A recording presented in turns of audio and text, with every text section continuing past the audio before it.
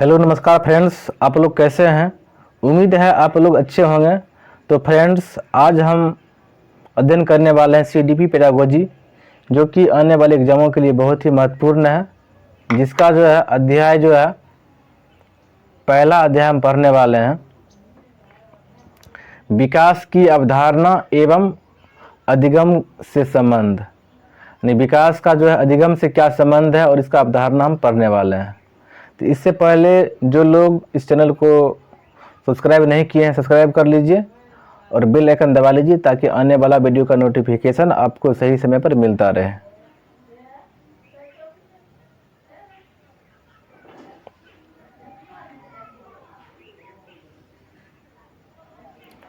विकास जीवन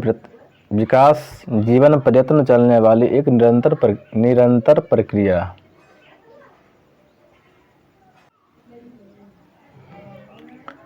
चलिए, आज जो है यहाँ पर हम पढ़ने वाले हैं पहला टॉपिक जो है विकास की अवधारणा। यानी इसका मतलब है बच्चों में विकास किन किन चरणों से होता है, किस प्रकार होता है। देखिए, पहला पॉइंट है विकास जो है जीवन प्रयत्न चलने वाली एक निरंतर प्रक्रिया है। यानी विकास जो है जन्म से लेकर के मृत्यु तक विकास होता रहता है, यानी कुछ ना कुछ विकास होता रहता है। इससे जो बच्चा 5 वर्ष की अवस्था में, जन्म की अवस्था में छोटा है, उसका लंबाई बढ़ जाता है, उसका बुद्धि का विकास होता है। ठीक, फिर बच्चा जब युवा अवस्था में आता है तो बच्चों को जो है दाढ़ी मूछ इत्यादि सब निकलने लगते हैं। ये सब क्या है? ये सब विकास है। तो विकास जो है जीवन प्रयत्न चलती रहती है, विकास रुकने वाली प्रक्रिया नहीं है। ठीक है, जब तक हम मृत्यु को न प्राप्त कर लें तब तक जो है विकास चलती रहती है। सेकेंड पॉइंट है, देखिए यहाँ पर एग्जाम में प्रश्न आ सकता है, विकास जो है आंतरिक एवं बाह्य कारणों से व्यक्ति में परिवर्तन है, यह किस मनोवैज्ञानिक का आधार है? तो इसका जवाब होगा अरस्तु के अनुसार। ठीक, तो ये सब बराबर एग्जाम में डाल देता है मनोवैज्ञानिक का क्वेश्चन कि ये कथन किसका है। चलिए आगे हम पढ़ने वाले हैं, मनोवैज्ञानिक ने विकास के विभिन्न विलक्षणों को बताया है जो निम्न प्रकार से है। ठीक, तो यहाँ पर देखते हैं पहला जो है पॉइंट है, यहाँ पर विकासात्मक परिवर्तन प्रायः व्यवस्थित, प्रगतिशील और नियमित होता है। यानी बच्चों में जो विकास होता है व्यवस्थित ढंग से होता है, प्रगतिशील होता है और नियमित होता है। विकास क्या होता है? नियमित होते रहता है और प्रगतिशील तरीके से होता है। सेकेंड पॉइंट है, विकास जो है सामान्य से विशिष्ट की ओर तथा सरल से जटिल की ओर क्रम से होता है। देखिए, विकास जो है क्रम से होता है। ऐसा नहीं है कि बच्चा का विकास जो है कि किसी बच्चा का विकास एक हाथ बड़ा हो गया, दूसरा हाथ थोड़ा छोटा रह गया। कभी काल ऐसा अपवाद स्वरूप पाया जाता है, लेकिन विकास क्या होता है? समान तरीका से होता है। यानी अपने स्तर से शरीर अपना विकास उम्र बढ़ने के साथ साथ उसका विकास होते रहता है। आगे है, विकास बहुआयामी होता है। ये बात सही है, विकास बहुआयामी होता है। विकास का बहुत सा चरण है, जैसे शारीरिक विकास हो गया, मानसिक विकास हो गया, क्रियात्मक विकास हो गया। यानी विकास हर तरीके से होता है। इसका 4-5 चरण जो है ये आगे आपको पढ़ने को मिलेगा, विकास का आयाम किस तरीका से होता है। विकास क्या है? बहुआयामी होता है। आगे है, विकास बहुत ही लचीला होता है। विकास बहुत ही लचीला होता है। एग्जाम्पल के तौर पर हम लेते हैं, जैसे कोई बच्चा है 2 वर्ष का है, उस समय क्या होता है? बच्चा को उतना सूझबूझ नहीं रहता है। और कुछ बच्चा है वो भी 2 वर्ष का है, लेकिन उसको जब उस समय विकास थोड़ा अधिक हो जाता है। फिर आगे हम देखते हैं कि वही बच्चा जो आगे चल के जो है उसका विकास अधिक होने लगता है। मतलब कि विकास जो है कम बेस होते रहता है। इसका कोई सर्वमान्य तथ्य नहीं है कि विकास इतना वर्ष के बाद हम इतना होगा ही। ठीक है, हाँ होता है, लेकिन बहुत बच्चा में क्या होता है? विकास कम होता है, बहुत में अधिक होता है। तो ये क्या है? लचीला है। मतलब विकास को जिस तरफ हम मोड़ सकते हैं वो मुड़ जाएगा विकास। बहुत बच्चा का खान पान अच्छा रहता है तो उसका विकास जल्दी से हो जाता है। ठीक, और लास्ट जो पॉइंट है, विकासात्मक परिवर्तन मात्रात्मक हो सकते हैं, जैसे आयु बढ़ने के साथ कद बढ़ना। जब बच्चा का आयु बढ़ता है उसका कद भी बढ़ता है। ये क्या सब है? मात्रात्मक में आ जाता है। चलिए,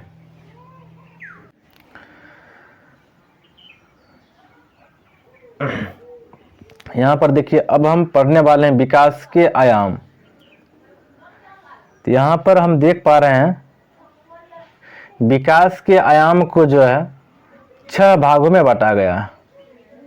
पहला है शारीरिक विकास, दूसरा है मानसिक विकास, तीसरा है सांवेगिक विकास, चौथा है क्रियात्मक विकास, पांचवा है भाषाई विकास और छठा है सामाजिक विकास। तो पहले हम बोल चुके हैं विकास के बहुत सारे आयाम हैं। विकास किन किन माध्यमों से होता है? शरीर का विकास अलग होता है, मानसिक विकास भी होता है, सांवेगिक विकास भी होता है, बच्चा में क्रियात्मक यानी कार्य करने का भी विकास अलग होता है। ठीक है, तो ये सब विकास के आयाम हैं।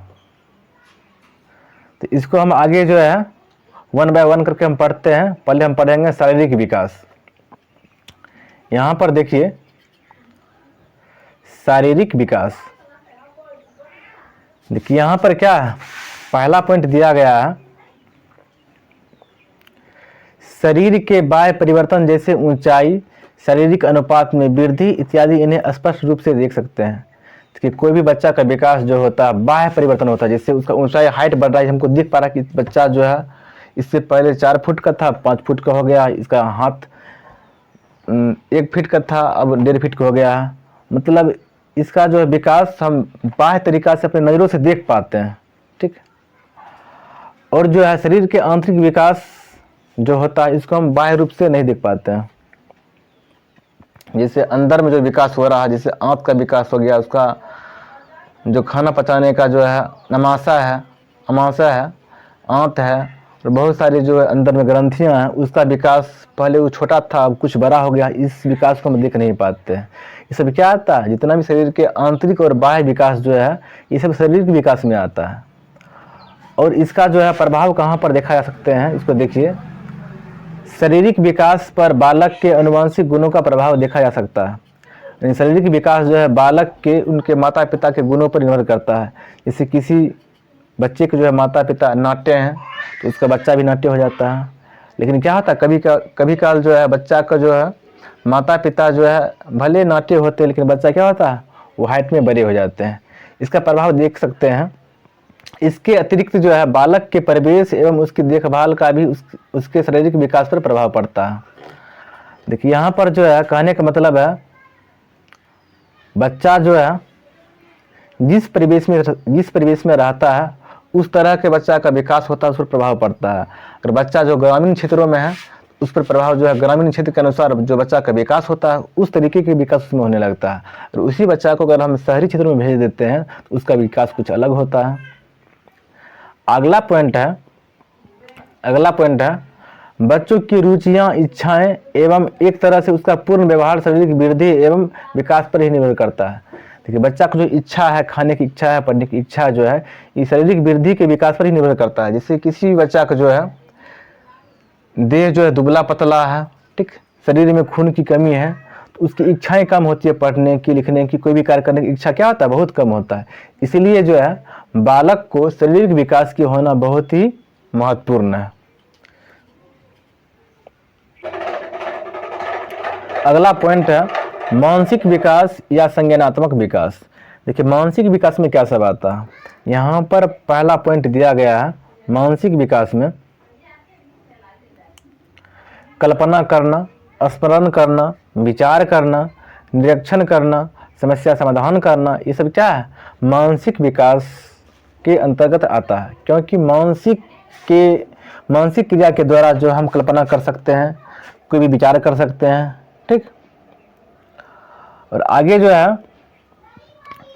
अगला पॉइंट है जन्म के समय बालक में इस प्रकार की योग्यता का अभाव होता है। जिस समय बच्चा जन्म लेता है उस समय बच्चा क्या होता है नहीं कल्पना कर सकता है, नहीं स्मरण कर सकता है, ना ही कोई कुछ विचार कर सकता है।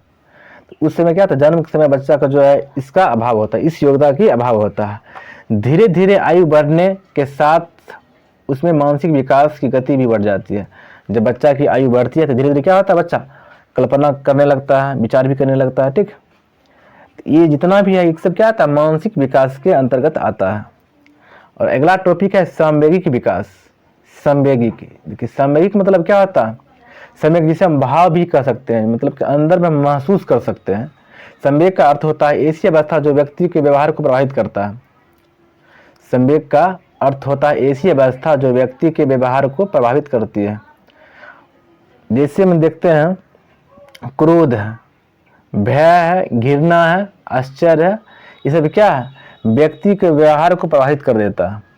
ये सब जो है क्या होता है, आंतरिक जो है मतलब विकास है। जैसे क्रोध है, अंदर से हम गुस्सा है, ये सब क्या अंदर से विकास हम हो गए हैं, ठीक। अंदर से भय है, वो भी क्या आंतरिक विकास हो गया, ठीक। ये सब क्या आता है, ये सब जो विकास जो है संवेगिक विकास के अंतर्गत आता है। आगे देखिए, नेक्स्ट पॉइंट है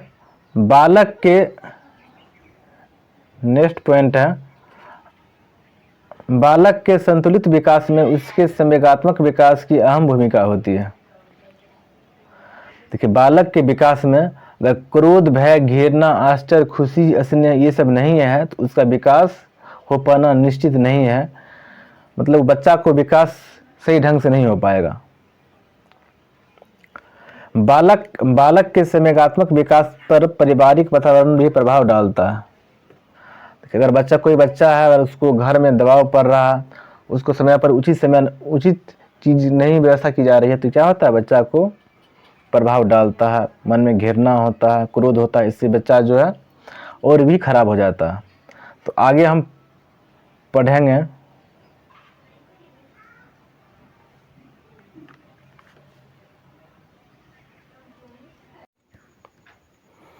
चलिए, अब देखने वाले हैं क्रियात्मक विकास। ये क्रियात्मक विकास क्या होता है? यहाँ पर नाम से ही स्पष्ट है, क्रिया यानी जिसमें हम काम करते हैं। तो पहला पॉइंट यहाँ पर दिया गया है, क्रियात्मक विकास का अर्थ होता है व्यक्तियों की कार्य करने की शक्तियाँ, क्षमताओं या योग्यताओं का विकास, जैसे चलना, बैठना, खाना, दौड़ना इत्यादि काम करना, ठीक है। कितना भी हम कार्य करते हैं वो सब क्या आता है, क्रियात्मक विकास के अंतर्गत आता है।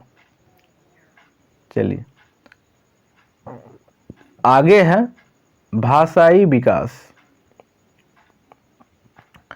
यहाँ पर देखना है कि भाषाई विकास क्या होता है। तो पहला पॉइंट में हम लिख चुके हैं, भाषा के विकास को एक प्रकार से संज्ञानात्मक विकास माना जाता है। और दूसरा पॉइंट जो दिए हैं, भाषा के माध्यम से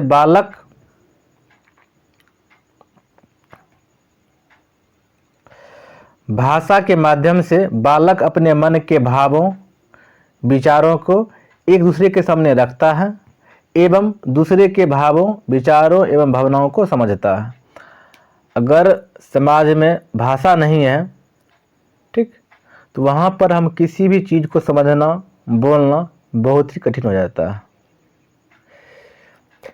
अगला पॉइंट जो है, बालक जो है 6 माह से 1 वर्ष के बीच कुछ शब्दों को समझने एवं बोलने लगता है। देखिए, जो भी बालक 6 महीना का है या 1 वर्ष तक का बच्चा है, उस बच्चा के मुंह सब सुनते होइएगा गांव आस पड़ोस में, बाबा, दादा, दादी, मामा, नाना, नानी इत्यादि बातों को वो अपने मुंह से बोलने लगता है।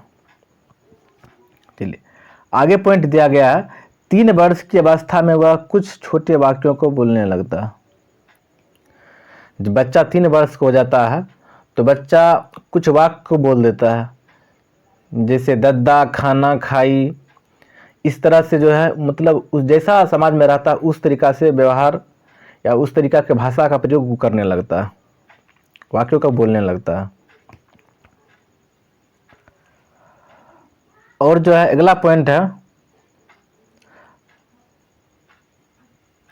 आगे वाला पॉइंट जो दिया गया है, भाषाई विकास का क्रम एक कर्मिक विकास होता है। भाषाई विकास जो होता है क्रम से होता है और कर्मिक होता है। इसके माध्यम से कौशलों में वृद्धि होती है।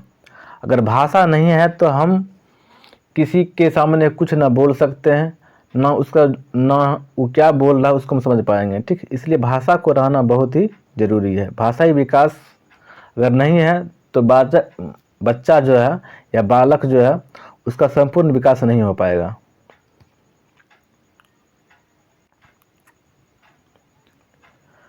आगे है सामाजिक विकास। सामाजिक विकास क्या है? तो यहाँ पर पहला पॉइंट आप लोग देख पा रहे होंगे, सामाजिक विकास का शाब्दिक अर्थ होता है समाज के अंतर्गत रहकर विभिन्न पहलुओं को सीखना।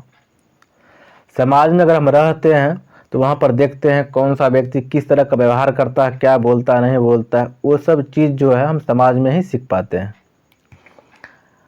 आगे का पॉइंट है, समाज के अंतर्गत ही चरित्र निर्माण, अच्छा व्यवहार तथा जीवन से संबंधित व्यवहारिक शिक्षा इत्यादि का विकास होता है। यानी किसी भी व्यक्ति का या बालक का जो है चरित्र का जो निर्माण जो होता है समाज में ही होता है। अगर उस समाज में अगर गंदे लोग हैं तो वहाँ के बच्चा का विकास जो है उतना अच्छा नहीं हो पाता है। चलिए आगे है, बालक के विकास की प्रथम पाठशाला परिवार को माना गया।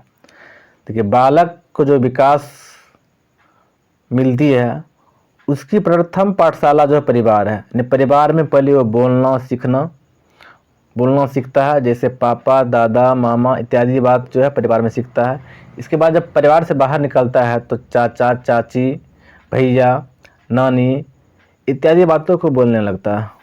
अगला पॉइंट है, सामाजिक विकास के माध्यम से बालक में सांस्कृतिक, धार्मिक, सामुदायिक विकास इत्यादि की भावनाएं उत्पन्न होती है। और आगे का पॉइंट जो है, बालक जो है समाज के माध्यम से ही आदर्श व्यक्तियों को चयन करता है तथा कुछ बनने की प्रेरणा उनसे लेता है। अगर हमारे समाज में अच्छे अच्छे लोग हैं, प्रतिष्ठित लोग हैं, बहुत सारे ऐसे समाज में व्यक्ति हैं जो अच्छे अच्छे जॉब पर हैं, उनसे हम प्रेरणा लेते हैं, ठीक, उनको हम चुनते हैं कि ये मेरा आदर्श है और उनकी प्रेरणा से हम आगे बढ़ते हैं। लास्ट पॉइंट है, एक शिक्षित समाज में ही व्यक्ति का उत्तम विकास संभव हो सकता है। यानी एक शिक्षित समाज में ही व्यक्ति का उत्तम विकास संभव हो सकता है। अगर जहाँ का समाज उतना अच्छा नहीं है, विकसित नहीं है, तो वहाँ का व्यक्ति भी क्या होता है, व्यक्ति या बालक जो है उतना विकसित नहीं हो पाता। चलिए आगे हम पढ़ने वाले हैं नेक्स्ट टॉपिक अगला वीडियो में, वृद्धि। विधि लिखा गया यहाँ पर होगा, वृद्धि तथा विकास को प्रभावित करने वाले कारक और वृद्धि की अवस्था तथा विकास का अधिगम से संबंध क्या है। ठीक, तो यहाँ पर जो है 3 टॉपिक जो है पढ़ने वाले हैं हम नेक्स्ट वीडियो में। अगर आप लोग चैनल को सब्सक्राइब नहीं किए हैं तो सब्सक्राइब कर लीजिए ताकि आने वाले वीडियो का नोटिफिकेशन आपको सही समय पर मिले।